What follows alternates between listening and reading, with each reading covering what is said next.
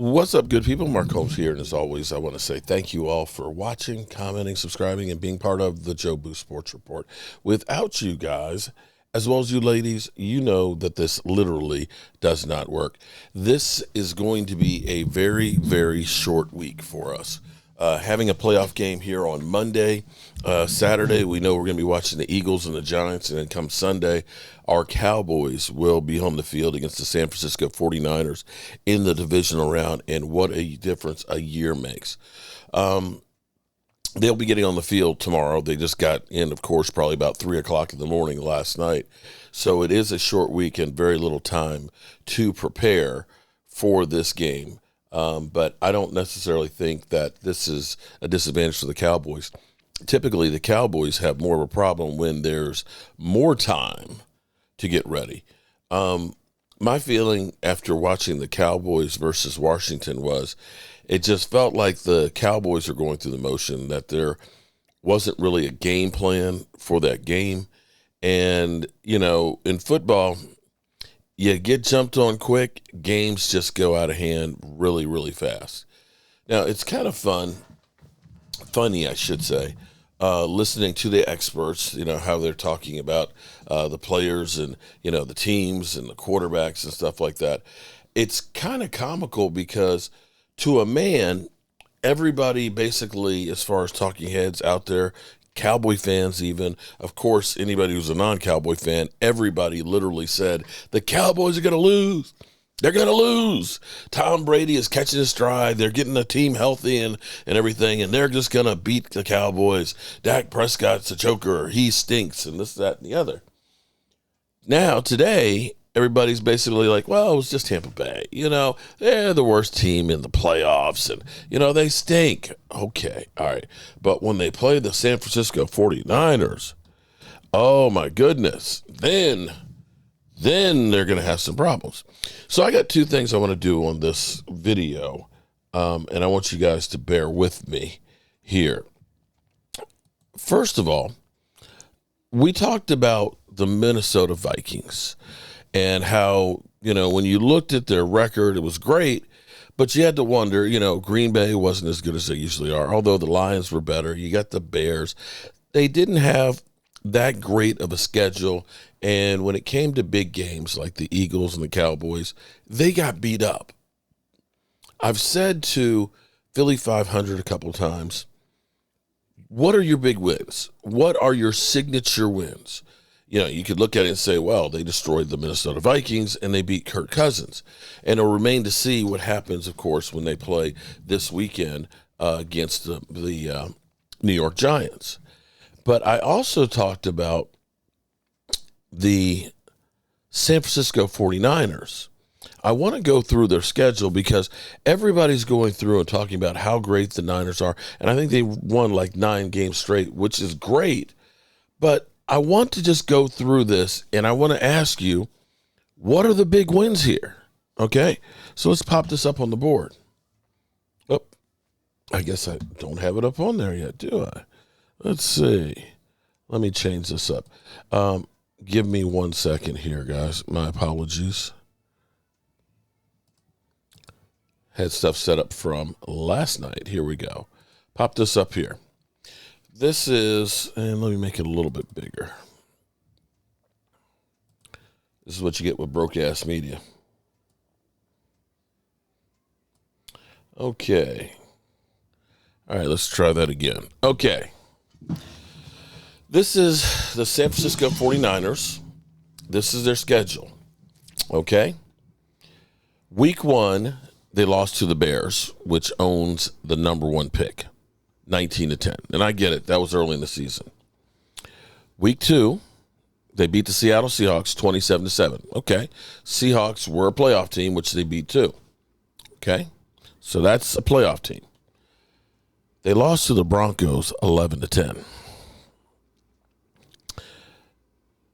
They beat the Rams, but the Rams, they were just bad. They beat the Panthers 37-15. Okay. They lost to the Falcons. So let's think about this for a second. They lost to the Falcons, and they also lost to the Bears. They lost to the Chiefs 44-23, which is the best team they faced all season. Of course, they beat the Rams again 31-14, but everybody did. And they beat the Chargers 22-16. I may have to say, well, the Chargers, that's the second playoff team that they beat. I may have to say, okay, beating the Chargers 22-16, maybe that's the big win. They destroyed the Cardinals 38-10, but the Cardinals are terrible. They beat the Saints 13-0. Okay, I know the Saints did beat the Eagles, be it without Jalen Hurts. They beat the Dolphins, and maybe you could say that that's the signature win because they did play against Tua 33-17. They beat the Buccaneers 35-7. They beat the Seahawks 21-13. The Commanders, the Raiders, and the Cardinals. I'm not saying that San Francisco isn't a good team because anybody can beat you in football. But as I look at that schedule and I see, again, Commanders, the Cardinals twice, the Rams twice, the Bears that they lost to, Atlanta that they lost to, the Raiders on the schedule. The Raiders were 37-34. The Raiders scored 34 points on them. I'm not that impressed. Now, the second thing I want to talk about is I want Dallas Cowboy fans, we've got a wedge where we still have Tony Romo fans that are still pissed off that Tony Romo lost his job to Dak Prescott. And they swear by all means that if, Tony Romo had been here, we would have won multiple Super Bowls with the team that Dak Prescott's had. Okay, we'll leave that right here. Right now, it is time to start looking at this and saying, Dak Prescott is actually a better quarterback than Tony Romo. I know you're going to go ape shit over it, but let's go with the numbers here. Dak Prescott, this is head-to-head numbers, okay? Head-to-head numbers from Pro Football Reference. Going through their careers, these are totals, averages per game. Dak Prescott, completion percentage for his career. And this goes through when he had that, where he regressed season, as they put it. 66.6 to 65.3. Check. That's Dak. If Dak plays for about another 3 seasons, he'll easily overtake yardage with Tony Romo. TDs, basically the same thing. Yeah. Rating. Take a look at that. Dak Prescott, 97.8. Tony Romo, 97.1. Interceptions. Dak is at 65. Romo at 117. Yard average. This is one of the few stats that Tony Romo is better than Dak. Yard average, 0.3 of a yard better. So when we start looking at this, and this is per game average, 257 yards for Dak to 219 for Tony Romo. You surprised? TD percentage, Dak Prescott, 1.7 to Romo's 1.6. Not a whole lot of difference, but it adds up over time. Interception percentage, 0.7 to 0.8. Playoffs. Now, this is where it really gets interesting. Playoffs have not been kind to Dak Prescott and the Dallas Cowboys. But when we look at what we've got here, Romo's played in 6, Dak's played in 5. Dak's got a better winning percentage right now. Dak Prescott's got a better completion percentage than Romo does by 2.1%. In less games, Dak's got more TDs. His rating is higher. You got to look at this. At Dak, 10 sacks to 22. His yard average, 7.6 to 7.1.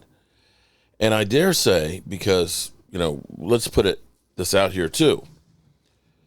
Dak Prescott's performance yesterday, It's only the second time that a quarterback has thrown for more than 300 yards, thrown for 4 touchdowns, and rushed for a touchdown. Him and Matt Ryan are the only two to have ever done that. And Dak is now joined Troy Aikman and Roger Staubach as the only quarterbacks of the Cowboys to ever throw 4 TD passes in a playoff game. And before you say, well, it's just that one game that skews it, not really. Dak Prescott's first playoff game against Aaron Rodgers, he threw for 305 yards and 3 TDs. He got the victory over Seattle Seahawks and Russell Wilson before Russell Wilson wanted to cook and ride. So looking at this, you have to start looking and saying, okay, Dak Prescott is actually a better quarterback. I know the Romo guys are going to go apeshit. They're going to call me everything but a child of God. You're going to say that Dak Prescott can't hold his jockstrap. But sorry, the numbers, head to head, Dak's got it. Dak does better in the playoffs than what Romo did. Now, I want to do one last thing here. I want to listen to the herd. Okay, so they're telling us we got no chance in hell, and I'm still going back on what I saw on their record. I don't see it. I don't see that they're this juggernaut that everybody else is on the bandwagon for. But that's why they play the game. And we're sitting here 4 days, 21 hours, 15 minutes, and 30 seconds away. As always, I appreciate you guys. I'll leave you with this. September 5th, the day after. And then I lost my brother too when he was 9. So I was like, I relate to you on so many levels.